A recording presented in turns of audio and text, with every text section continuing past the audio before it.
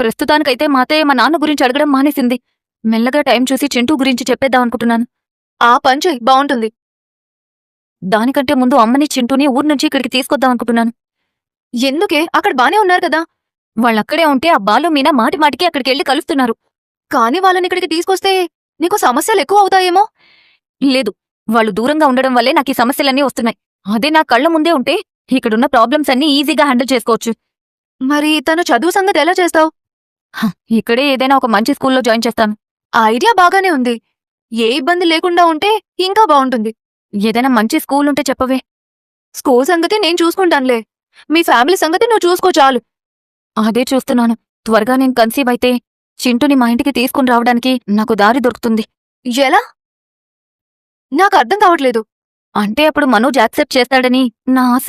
Manoj okay, మరి మీ అత్తయ్య సంగతి ఏం చేస్తావు? మనోజ్ ఒక్కడు ఒప్పుకుంటే చాలు. నాకు తన సపోర్ట్ ఉంటే నేనేమైనా చేయగలను, ఎవరినైనా హ్యాండిల్ చేయగలను. నాకు పిల్లలు పుడితే నేను ఈ ప్రాబ్లం నుంచి బయటపడతాను. మరైతే వెళ్ళి ఆ సంగతి చూడు. దాని గురించే నేను ఆలోచిస్తున్నాను. పెళ్ళై సంవత్సరం అవుతుంది, ఇంతవరకు నేను కన్సీవ్ కాలేదు. ముందొక డాక్టర్కి చూపించి చెక్ చేయించుకోవాలి.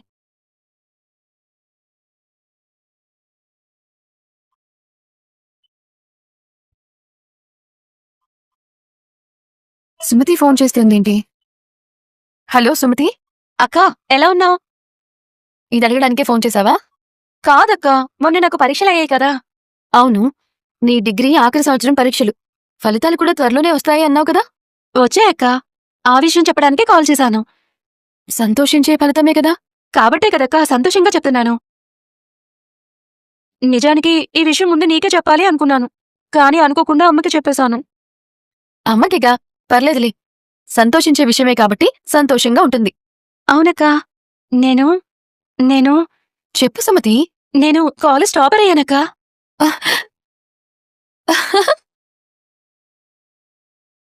నిజంగానా? అంటే మీ క్లాసులో ఉన్న అందరికంటే నీకే ఎక్కువ మార్కులు వచ్చాయా? అవునక్కా. నువ్వు నా పక్కనుంటే ఎత్తుకుని తిప్పాలనిపిస్తోంది సుమతి. నీ మొహం నిండా ముద్దులు పెట్టేసేదాన్ని. చాలా అంటే చాలా సంతోషంగా ఉంది. అయ్యో, ఈ సంతోషంలో ఏం చేయాలో తెలియడం లేదు. అంతా మనం నమ్ముకున్న అమ్మవారి దయ. అక్కా, నేనిప్పుడు ఈ డిగ్రీ పట్టా అందుకోగలుగుతున్నాను అంటే దానికి కారణం నువ్వే అక్కా. అవునక్కా, నేను శివ చదువుకోవాలని నువ్వు చదువుకోకుండా అమ్మకి తోడుగా ఉంటూ మా ఇద్దరినీ చదివించావు. నీ నమ్మకాన్ని నిలబెట్టానక్కా. ఇంత సాధించి ఇలా అంటావేంటి సుమతి?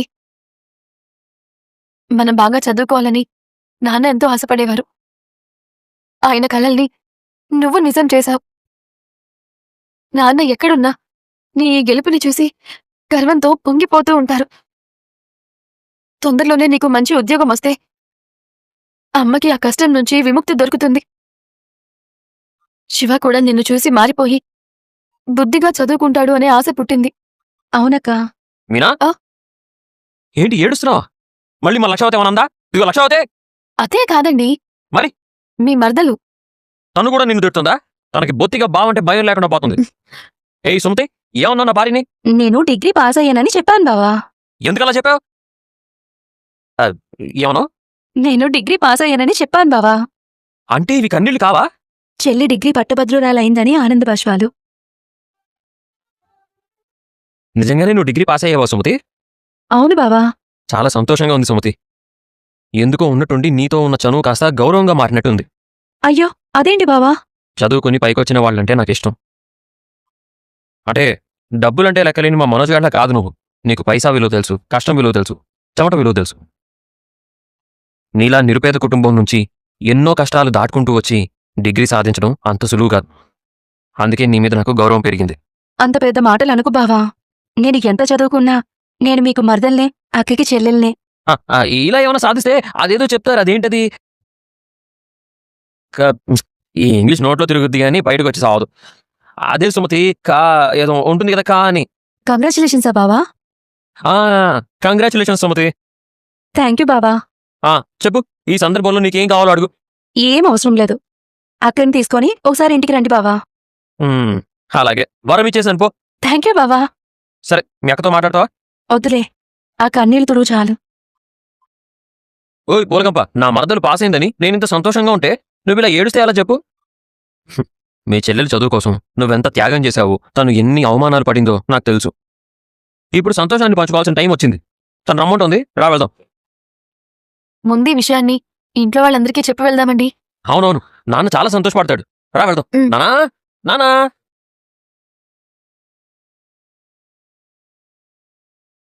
నానా, నీ దగ్గరికే రావాలనుకుంటున్నాను నానా. ఎరా ఏదైనా శుభవార్త? ఇద్దరి మొహాలు అలా వెలిగిపోతున్నాయి. శుభవార్తే మావయ్య. హా? ఆ, ఆ, అది ఆ ఆ ఆ శుభవార్త కాదు, ఇది ఇంకో శుభవార్త. మన ఇంట్లో కాదు, మా అత్తగారింట్లో. సుమతి డిగ్రీ ఫస్ట్ క్లాస్లో పాస్ అయింది మావయ్య. అవునా? నిజంగా ఇది శుభవార్తేనమ్మా. మీ అమ్మ ఎంత సంతోషపడుతుందో. పైలోకంలో ఉన్న మీ నాన్న ఎంత సంబరపడుతున్నాడు. మీనా కూడా అంతే సంతోషపడుతోంది నాన్న. కాదా మరి? చెల్లెలి కోసం, తమ్ముడి కోసం తన చదువునే త్యాగం చేసి తల్లితో పాటు పూలమ్మీ వాళ్ళని చదివించింది. ఈరోజు మీనా కష్టానికి, త్యాగానికి ఫలితం దొరికింది. సుమతి మీ అమ్మ ఆశల్ని, నీ ఆశల్ని అర్థం చేసుకొని పేరు నిలబెట్టిందమ్మా. మీరు మా కుటుంబానికి అండగా ఉన్నారు కదా మావయ్య. మా ఇంట్లో ఏ కాస్త మంచి జరిగినా మీరు సంతోషపడతారు. తండ్రి కష్టాన్ని ఎత్తుకుపోయేవాడు నా కొడుకయ్యాడు. తల్లి కష్టాన్ని గుర్తించి ఆ కష్టానికి తగ్గ ప్రతిఫలం తెచ్చిపెట్టి మీ చెల్లి మంచి కూతురైంది. ఏంటి ఇంట్లో కొత్తగా 3 హెడ్ లైట్స్ పెట్టారా? మీ మొహాలు ఇంతలా వెలిగిపోతున్నాయి. హెడ్ ఉన్న వాళ్ళకే హెడ్ లైట్లు పెడతారు. ఇది నిజంగా శుభవార్తే. ఏంటి మీ పెన్షన్ పెంచారా? శుభవార్తలన్నీ డబ్బు వల్ల మాత్రమే రావు. సరే, ఏంటది? చెప్పను. ఆ? నీకు చెప్పను. రేపాలు ఏంటది? నాకేం తెలుసు? మీ ముగ్గురికి తెలుసు కదా. తెలిస్తే చెప్పాలని రూల్ ఉందా? నువ్వైనా చెప్పే. ఎందుకులేండి, మీకు చెప్పినా సంతోషపడరు. ఒసేయ్, నా కడుపు ఉబ్బిపోతోంది. ఎవరో ఒకరు చెప్పండి. సుమతి డిగ్రీ ఫస్ట్ క్లాస్లో పాస్ అయింది. ఏ సుమతి? నీకెంతమంది సుమతిలు తెలుసు? డిగ్రీ పాస్ అయ్యిందెవరు? మా చిన్న గంప, మా మరదలు సుమతి. ఓ, నీ మరదలా? అదేదో పెద్ద విషయమైనట్టు అంత ఉబ్బి తబ్బిబ్బైపోతున్నారే.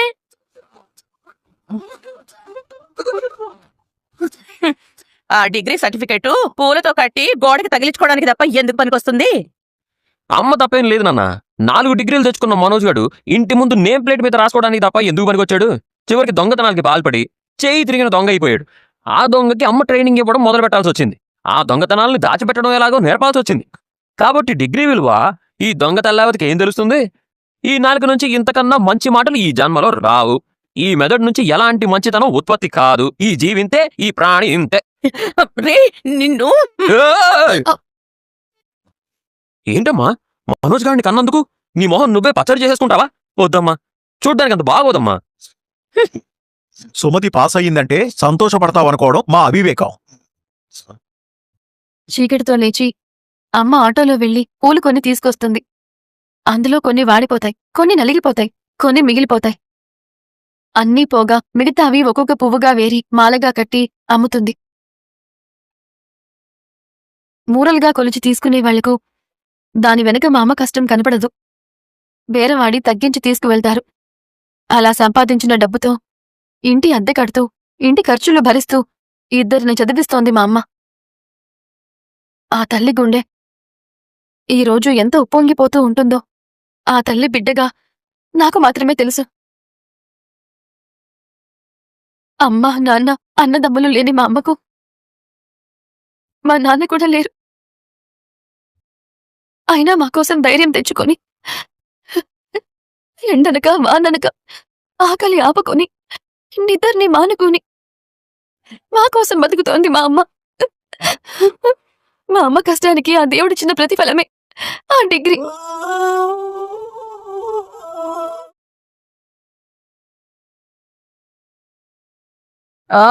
ఇప్పుడు నేను ఏమన్నానని ఇది ఏడుస్తోంది? చీ నోర్మై, నువ్వు మాట్లాడకు.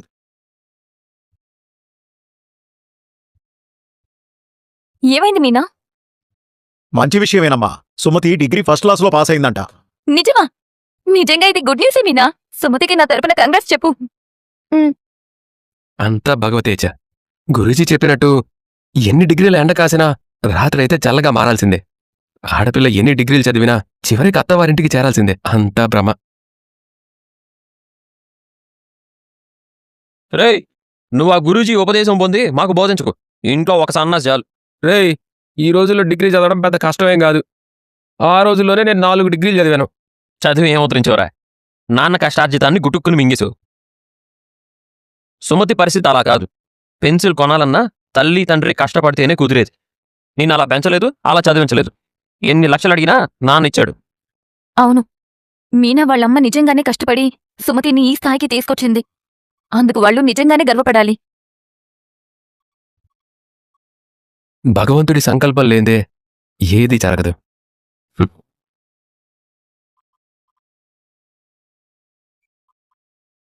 వీడేంటి రోహిణి రోజు రోజుకి ఇంత భక్తిలో మునిగిపోతున్నాడు? నిన్ను ముంచడానికేమో నీ నగలు జాగ్రత్త. ఏంటన్నయ్యా అందరూ సమావేశమయ్యారు? ఈ ప్యాలెస్లో నిలబడ్డా సమావేశంలాగే ఉంటుందిరా. ఇవాళ చాలా మంచి రోజు. మీనా సంతోషపడ్డ రోజు. సుమతి డిగ్రీలో ఫస్ట్ క్లాస్లో పాస్ అయింది. ఓ బోర్డు రాసి పెట్టుకుని తిరగరా మీ మరదలు డిగ్రీ పాస్ అయిందని. మీరెన్ని డిగ్రీలు చదివారా అండి? ఆ డిగ్రీ విలువ మీకెలా తెలుస్తుందిలేండి. సూపర్ వదినా, నాకు ముందే తెలుసు సుమతి ఫస్ట్ క్లాస్లో పాస్ అవుతుందని. Really great Meena. మీ మమ్మీకి హెల్ప్ చేస్తూ కూడా అంత బాగా చదివిందంటే really hats off to Sumathi. మనసులోంచి వచ్చే మాటలు అలా ఉంటాయి. మీ తల్లి కొడుకులు ఉన్నారే, ఒకప్పుడు డైనోసార్లు ఇంత పెద్ద నోరేసుకుని ఉన్నాయని మ్యూజియంలో పెట్టినట్టు మీ నోర్లను కూడా మ్యూజియంలో పెట్టాలి. మీనా కూడా బాగా చదివేదని సుమతి చెప్పింది. వాళ్ళిద్దరూ చదువుకోవడం కోసం మీనా చదువు మానేసిందని కూడా చెప్పింది. మీనా చేసిన త్యాగమే ఇవాళ సుమతికి ఒక భవిష్యత్తునిచ్చింది. ఒక ఆడపిల్ల తన కాళ్ల మీద తాను నిలబడ్డానికి ఒక దారి దొరికింది. నువ్వు వెళ్ళి బిర్యానీ చేయి రవి. మీనా వెళ్ళి సుమతికి ఇచ్చేస్తుంది. ఏంటి? బిర్యానీ చికెన్తోనూ మటన్తోనూ చేస్తారే. బిర్యానీయా? రోహిణి, ఇవాళ లంచ్కి ఇంటికే వద్దాం. ఏ వీడొకడు. అయినా వాళ్ళకి ఇల్లు లేదా? వాళ్ళకి చేయడం రాదా? అక్కడ చేసుకుంటారులే. ఇప్పుడు నేనేమి తీసుకువెళ్ళడం లేదత్తయ్య. మీరెందుకు అంతగా ఉలికి పడుతున్నారు? ఇంటికి ఏం బిర్యానీ? నిన్ను కోసి వండుతారంట్రా. బిర్యానీ అనగానే గురూజీ ఎగిరిపాడా? వదినా, నిజంగానే నేను బిర్యానీ చేస్తాను. ఇవాటికి నువ్వు రెస్ట్ తీసుకో. అంతేకాదు సుమతికి మంచి గిఫ్ట్ కూడా ఇవ్వాలి రవి. అలాగే, ఏమిద్దాం? ఒక మంచి పెన్ ఇవ్వచ్చు. అది నేనిస్తాను. ఓ వాచ్ గిఫ్ట్ గా ఇద్దాం. మంచి ఐడియా. ఇప్పుడు ఎందుకు అనవసరమైన ఖర్చు? మీ డబ్బుతో కాదండి, నా డబ్బులతో కొంటాను. మీ ఇష్టం వచ్చింది ఇచ్చుకోండి, నాకెందుకు? అమ్మయ్యా, నెగటివ్ ఎనర్జీ వెళ్ళిపోయింది. అమ్మా, ఈరోజు మనకి చాలా బాగుందమ్మా. సుమతి డిగ్రీ పాస్ అయినందుకు నా ఆనందాన్ని మాటల్లో చెప్పలేకపోతున్నాను. సుమతి చెప్పిందా? మీ నాన్న మిమ్మల్ని నాకు అప్పగించిపోయాక సత్యం అనే దేవుడి రూపంలో వచ్చి నిన్ను వాళ్ళ ఇంటి కోడల్ని చేసుకున్నారే, ఆ దేవుడి దయతో మన సుమతి డిగ్రీ పాస్ అయిపోయింది. చాలా సంతోషంగా ఉందమ్మా. ఇప్పుడిప్పుడే మన కష్టాలన్నీ తీరుతున్నట్టు అనిపిస్తోంది. అవునమ్మా, నువ్వు ఒక్కదానివే మా కోసం ఎంతో కష్టపడుతున్నావు. దేవుడు అన్నీ చూస్తూ ఉంటాడుగా, మరి మనకు అన్యాయం ఎలా చేస్తాడు?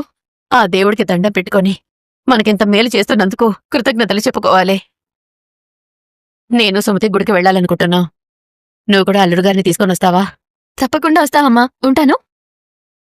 ఎక్కడికి మీనా? అమ్మ గుడికి వెళ్ళాలంటోంది, మనల్ని కూడా రమ్మంటోంది. తప్పకుండా వెళ్ళండి. సుమతిని మేమంతా అభినందించామని ఆనందించామని చెప్పండి. అలాగే మావయ్య.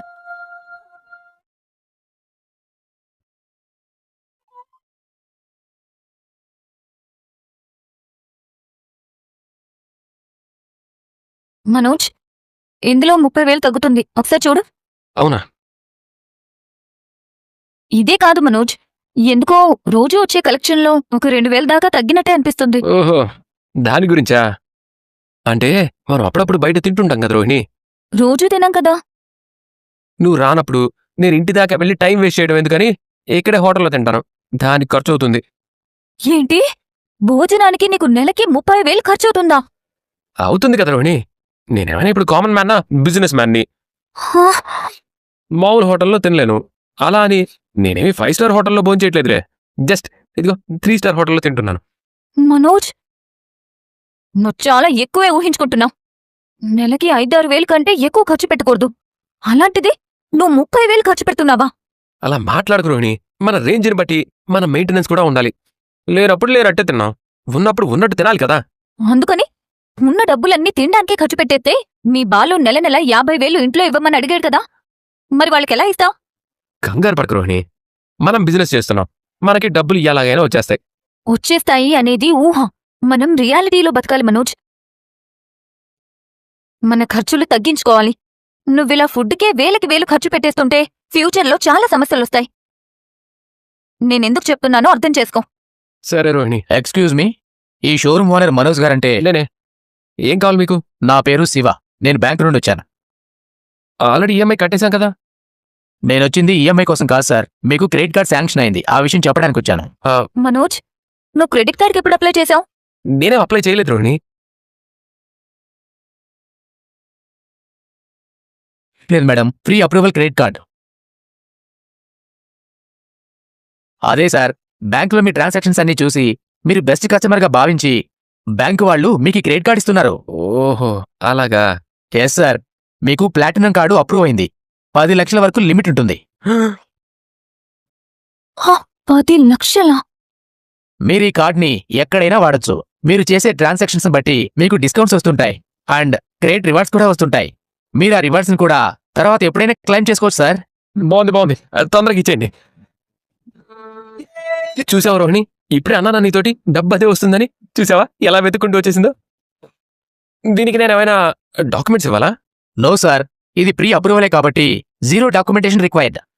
మీరు ఒక నిమిషం ఇక్కడే కూర్చోండి. మనోజ్, హ్మ్. ఒకసారి వెళ్ళరా. ఒక నిమిషం. మనోజ్, ఇప్పుడు మనకు క్రెడిట్ కార్డ్ అవసరమా? ఆ. అనవసరంగా టెంప్ట్ అవుతున్నావేమో ఆలోచించు. రోహిణి, క్రెడిట్ కార్డ్ కోసం ఎంతో మంది ఎన్నో ప్రయత్నాలు చేస్తారు. అంత ఈజీగా ఎవరికీ రాదు. అదృష్టం మనల్ని వెతుక్కుంటూ వచ్చింది అంటే దాని అర్థం ఏంటి? మనం ఎదుగుతున్నామని. ఇలాంటి అవకాశాల్ని సద్వినియోగం చేసుకోవాలి. నీకు అర్థం కావట్లేదు మనోజ్. ఇంతింత డబ్బు మన కళ్ళ ముందుంటే ఫ్యూచర్లో ప్రాబ్లమ్స్ వస్తాయి. డబ్బుంటే దాంతో బిజినెస్ చేస్తాం. బిజినెస్ చేస్తే ప్రాఫిట్స్ వస్తాయి. ప్రాబ్లమ్స్ ఎందుకు వస్తాయి?